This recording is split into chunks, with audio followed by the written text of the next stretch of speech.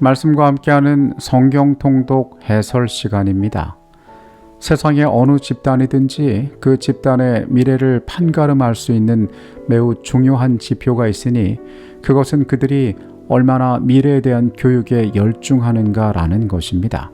사실 교육이란 것은 당장에 큰 이익이 되지 않습니다. 어린 학생들을 가르치고 거기에 맞는 재정을 투입하고 그들을 지도할 수 있는 교사들에게 물질적인 후원을 하는 것, 그것은 그 사회가 당면한 문제를 해결하는 일들이 아닙니다. 그러나 교육이야말로 한 집단과 한 국가의 미래를 준비할 수 있는 매우 중요한 사업이란 것은 누구도 부인하지 않습니다. 그 교육을 통하여 먼 미래에 그들이 준비될 것이고 가장 중요한 순간에 그 교육의 열매들을 거둘 수 있기 때문에 그렇습니다. 내일 우리가 읽게 될 성경 통독의 범위는 민수기 28장부터 30장까지의 내용입니다. 이 말씀 속에는 이스라엘 백성들이 가나안 입성을 앞둔 가운데에 새로운 세대를 향하여 하나님께서 그들에게 어떠한 예배의 방법들을 주셨고 그들이 어떻게 순종해야 할지를 가르치는 내용들이 담겨져 있습니다. 민수기 28장의 말씀으로 갑니다. 민수기 28장에는 정기적으로 드려야 하는 제사의 규례들이 나와 있습니다. 이 장에는 매일, 매주, 그리고 매월 드려야 할 그들 가운데 있는 기본적인 제사들을 다루고 있습니다. 이것은 이스라엘의 삶이 매 순간 하나님과 연결되어 있음을 가르치는 것이었습니다. 이미 이전에 성소제도를 주실 때에 그들에게 가르치신 것들이지만은 새로운 세대는 이 중요한 내용들을 다시 한번 확인할 필요가 있었습니다. 성소에 있어서 가장 기본이 되는 예배는 상번제로 일컬어지는 매일 드리는 제사였습니다. 아침과 저녁에 어린 양 한 마리씩이 드려졌습니다. 이는 하나님과의 교제가 우리의 일상에서 결코 끊어지지 않아야 함을 상징하는 것이었습니다. 안식일 제사에 대하여 나와 있습니다. 매 안식일에는 상번제 외에 2배의 제물을 드려 창조와 구원의 날을 기념하게 하였습니다. 매 안식일은 하나님께서 특별히 복 주신 날이었습니다. 초하루에 드리는 매월 드리는 월삭의 제사가 있었습니다. 매달 첫날을 하나님께 봉헌하며 새로운 한 달간의 삶을 허락해 주신 여호와 하나님께서 우리의 시간 속의 하나님이심을 인정하는 날이었습니다. 유월절과 무교절에 관한 규례가 나와 있었습니다. 유월절은 출애굽의 구원을 기억하는 날이었습니다. 또한 7일간 성회로 모이고 누룩 없는 떡을 먹으며 이 절기를 통하여 정결을 유지하였습니다. 77절로 불리는 오순절은 처음 익은 열매를 드리는 날로 수확의 기쁨을 하나님께 돌리는 축제의 날이었습니다. 우리가 이미 알고 있는 것처럼 이 절기들은 장차 예수 그리스도께서 어떻게 이 세상을 구원하실지에 대한 그림자로 주어진 절기들이었습니다. 민수기 29장의 말씀으로 갑니다. 민수기 29장에는 가을 절기의 제사들이 나와 있습니다. 유대력 7월은 이스라엘 절기의 하이라이트에 해당하는 달이었습니다. 29장에서는 이 가을에 있는 성경의 절기들을 다루고 있습니다. 7월 1일은 나팔절이었습니다. 나팔 소리로 거룩한 달의 시작을 알리며 백성들을 소집합니다. 그들에게 자신을 정결케 할 대속죄일이 다가오고 있음을 미리 알렸던 것입니다. 7월 10일은 대속죄일이었습니다. 1년 중 가장 엄숙한 날로 심령을 괴롭게 하며 온 민족의 죄를 도말하는 정결케 되는 날이었습니다. 이날 대제사장은 유일하게 지성소에 들어가며 피가 뿌려져 죄가 전가되었던 휘장이 새로운 것으로 교체되었습니다.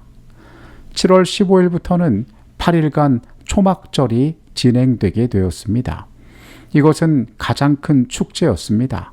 그들은 광야 생활을 기억하며 초막을 짓고 거기에 거하고 1년 중 가장 많은 수의 제물을 이때에 하나님 앞에 드렸습니다. 서원제와 낙헌제에 대한 내용도 29장에 나와 있습니다. 정기적인 절기 외에도 개인적인 감사나 소원을 통하여 하나님께로 나아갈 수 있음을 말씀은 이야기하고 있습니다. 대속죄일의 겸비함과 하나님 앞에 회개를 통한 정결한 자들이 초막절의 축제를 누릴 수가 있었습니다. 죄의 문제를 해결한 자만이 누릴 수 있는 하늘잔치를 보여주고 있는 것이었습니다. 민수기 30장의 말씀으로 갑니다. 민수기 30장은 하나님 앞에서 입으로 내뱉은 약속, 즉 서원이 얼마나 엄중한 책임을 갖는지를 규정하고 있습니다. 만약에 남자가 여호와께 서원하거나 결심했다면 그는 결코 자신의 말을 가벼이 여기지 말고 그의 입에서 나온 대로 다 이행하여야 했습니다. 이것이 서원이 가지고 있는 중요하고도 엄숙한 원칙이었습니다. 여성에 대한 서원과 질서에 관해서는 조금 더 자세히 나와 있습니다. 만일 여성이 미혼이었을 경우에 아버지가 그 서원을 듣고 묵인하면 성립되지만 만약에 아버지가 그 여인의 서원에 반대하면 그것은 무효가 되었습니다. 또한 결혼한 여인의 경우는 아버지 대신에 남편이 서원을 듣고 허락하면 그 서원이 유효하게 되었습니다. 그러나 만약에 남편이 이 결혼한 여인의 서원을 반대하면 그것은 즉시로 취소될 수 있었습니다. 이 장면에서 우리는 선지자 사무엘이 떠오르는데요.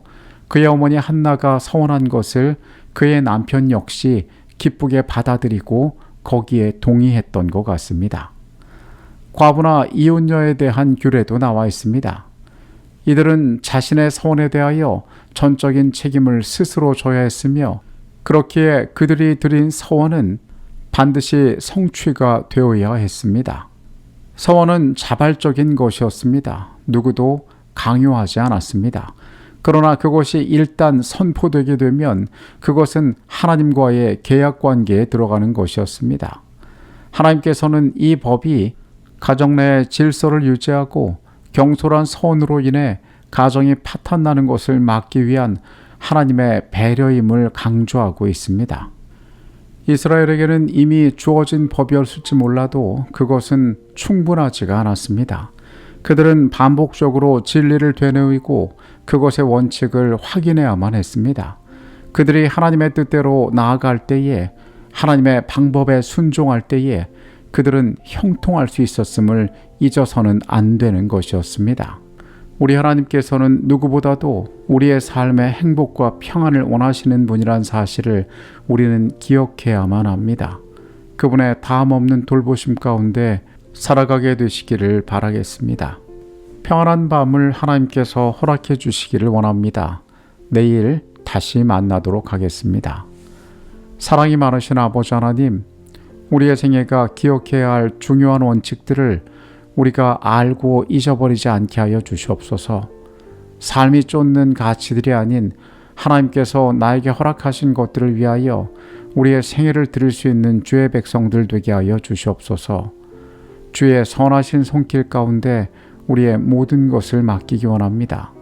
예수 그리스도 이름으로 기도합니다. 아멘.